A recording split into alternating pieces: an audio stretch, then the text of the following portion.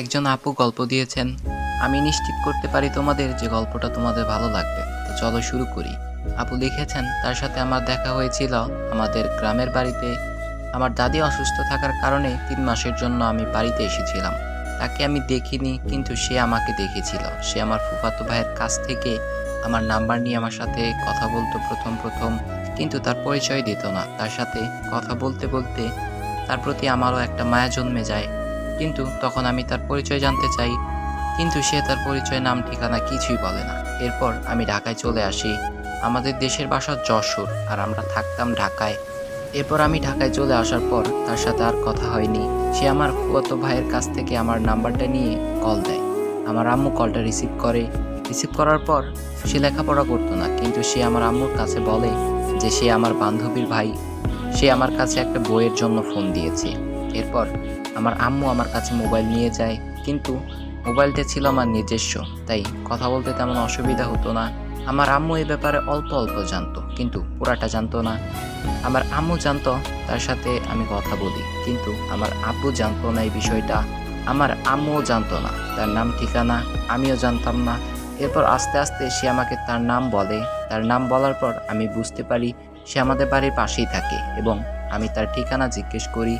সে আমাকে তার ঠিকানাও বলে। ঠিকানা শোনার পর আমার আব্বু আম্মু কোনোভাবেই রাজি ছিল না, কারণ তারা ছিল ডাকাত ফ্যামিলি। তার বাপ দাদা বংশগত ডাকাত ছিল।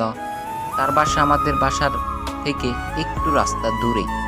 বের হলেই রাস্তার পরে ওদের বাসা। সে আমাকে সবসময় ইমোশনাল কথা বলতো। সে নাকি আমাকে ছাড়া বাঁচবে না। তার আব্বু আম্মু সাথে আমি কথা বলছি। তার বড় ভাই, তার বড় ভাইয়ের বউ, মানে তার ভাবির সাথেও আমি কথা বলতাম অনেক। সেও সারাদিন আমার সাথে অনেক কথাই বলতো। যেহেতু আমি অনলাইনে ক্লাস করতাম, তাই আমার তেমন কোনো অসুবিধা হতো না কথা বলতে। এরপর এ ব্যাপারটা আমার আব্বু জেনে যায়। আমার আব্বু জেনে যাওয়ার পর কোনোভাবেই মেনে নিতে চাচ্ছিল না। আমি অনেক বোঝানোর চেষ্টা করি, কিন্তু আমার আব্বু কোনোভাবেই মেনে নিতে চান না।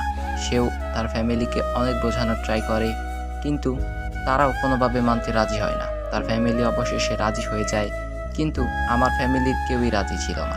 একমাত্র আমার আম্মু রাজি ছিল, তাছাড়া আর কেউ রাজি ছিল না। এরপর অনেক বুঝিয়ে আমি আমার আব্বুকে বাড়িতে নিয়ে যাই। আমার আব্বুকেও আমি রাজি করাই ফেলি। আব্বু মেনে নিতে চায়। এরপর আমরা রওনা দিই বাড়ির উদ্দেশ্যে।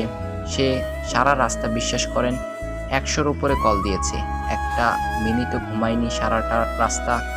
একবার আমাকে কল দেয়, আরেকবার আমার আম্মুকে কল দেয়, আবার একবার আমার আম্মুকে কল দেয়, আবার আমাকে দেয়। সে সারাটা রাস্তা এরকম করছে, আর বলতো আপনারা যখন যশোর আসবেন তখন আমাকে ফোন দিবেন।